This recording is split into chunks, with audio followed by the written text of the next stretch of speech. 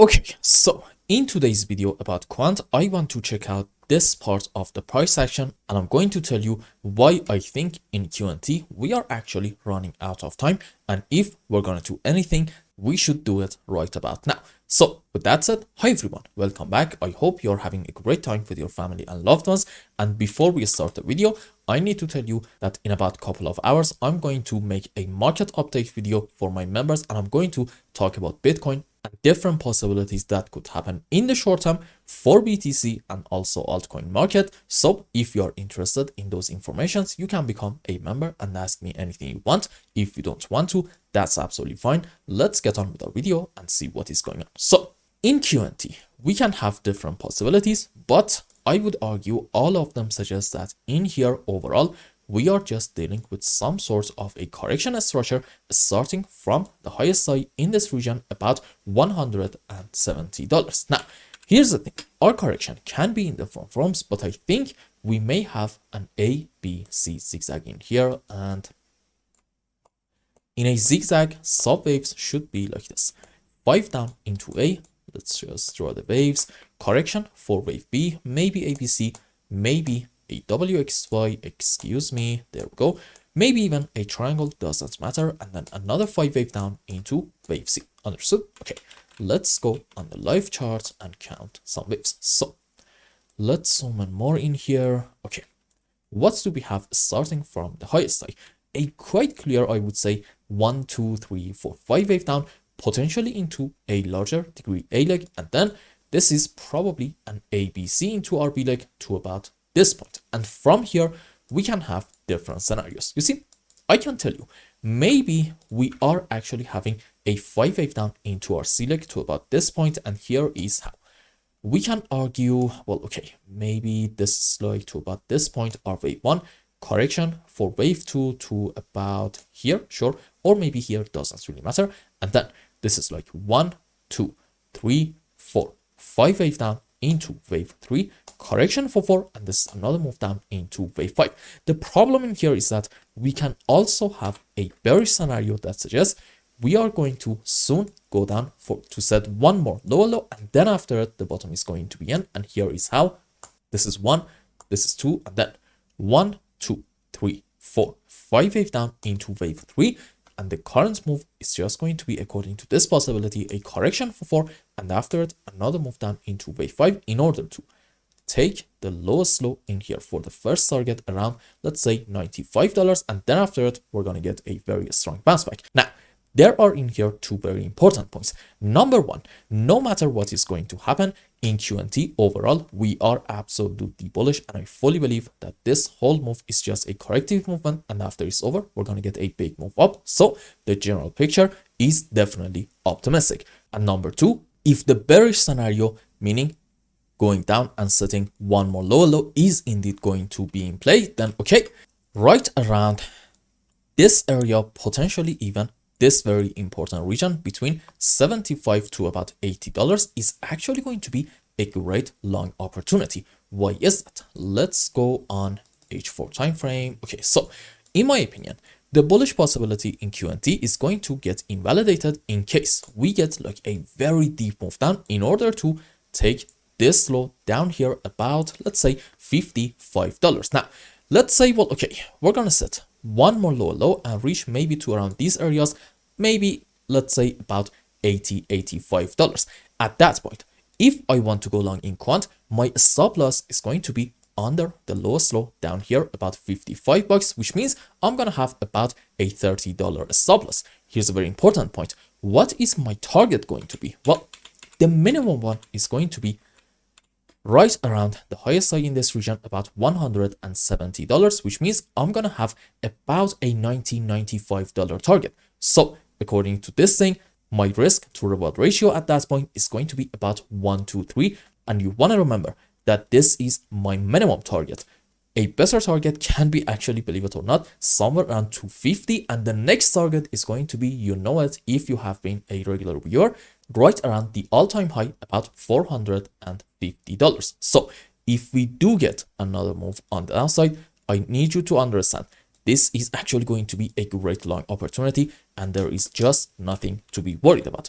But for now, since we're not there yet, let's just talk about the bullish possibility and entertain that idea a little bit. So here's the deal. If you want to argue that this point right in here is our final bottom, then okay, we must be able to find a 1, 2, 3, 4, 5 wave on the upside, something like this, off of the lowest low in this region. Now, here's the deal. I can actually find an impulse in here, and this is a correction, and followed by that, we talked about it in the previous video, this can be another 1, 2, 3, 4, 5 wave up. And based on this move down, we can have now two different possibilities. If you want to be optimistic, you can argue, look, maybe these are a series of 1-2s, meaning this is 1, this is 2, and then wave 3, 4, 5, and this white 5 wave up on a higher degree is actually into a larger degree wave 3, and then corrective movement for 4, another move up into wave 5. Can we have another scenario? Yes, we can do something like this. For example, we can have another move up in order to take this high, but then after it not go a whole lot higher, and then we can get a decent move down. And at that point, this is going to be 1, 2, 3, 4, 5 wave up, potentially in form of a wedge structure, and maybe on a higher degree, this is the 1, this is the 2, and then we can get big move up into wave 3, 4, 5. Now the important point in here is this: one way or the other in QNT, from here or maybe even a bit higher, doesn't matter, I do not want to see a move down in order to take this low. That is actually going to be a very, in my opinion, important invalidation point for the bullish possibility, because at that point, we're just not able to find any kind of 5 waves on the upside in this region. And we're just going to say, you know what, this is indeed an ABC zigzag. And from this point, about $102, we are going to go down in order to at least take this low for the first target, about $95, and maybe go a bit more down than that. And the key in here is this: I think we are running out of time in QNT, meaning if the bullish scenario is actually in play, I would argue probably in the next 48 to maximum 72 hours, we need to see another move on the upside. If by that time we don't see this thing, okay, odds are that this is 5 wave down into 1, and this choppy move is going to be a correction for wave 2, and after it's over, well, unfortunately, we are going to have another move down into wave 3, 4, 5 in order to clear all these lows. So you see, if you want to be bullish in quant, you need to see a move up anytime right now. This is absolutely necessary. We just cannot hang around this area anymore. And I talked about my stance on it before. You know it, you see. Whenever we are hanging around a support or a resistance area a bit too much, at that point, chances of getting a break of it is just going to get higher and higher. Why is that?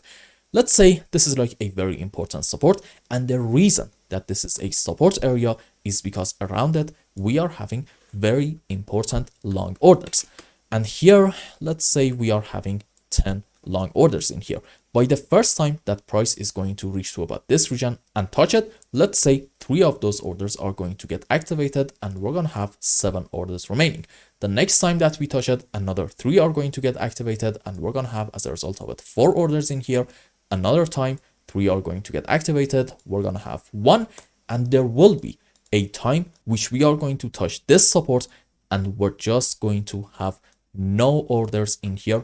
And that is probably going to be the time to get a break of this thing, pull back, and a continuation of the move down. This is why I keep saying if we touch a region a couple of times, at that point, chances of breaking it is just going to get higher and higher. And what is happening right now in the short term in QNT? This is a very important area. And how many times are we touching this thing? 1, 2, I would say this thing, 3, 4. And if we are going to hang around this region a bit more, okay, at that point, I'm going to say, you know what, we are probably soon going to see a break of it and continue our move on the downside. And again, this is the message overall in quant. I believe in case that you want to be bullish just in the short term, this is a very important point, just in the short term, we are actually running out of time. And anytime by now, I need to see a move on the upside in order to remain optimistic. I need you to fully understand it. So I hope I explained everything well and you understood what is going on in QNT's chart. Anyway, if you found any value in my content, I would really appreciate if you like this video and consider subscribing to my channel and follow me on Twitter. And if you want more, maybe you want a complete analysis for your own specific crypto, or maybe you want to learn some decent TA in order to be able to make good money in the markets, you can become a member and ask me anything you want. And until the next video, I hope you have a wonderful time with your family and loved ones. Goodbye.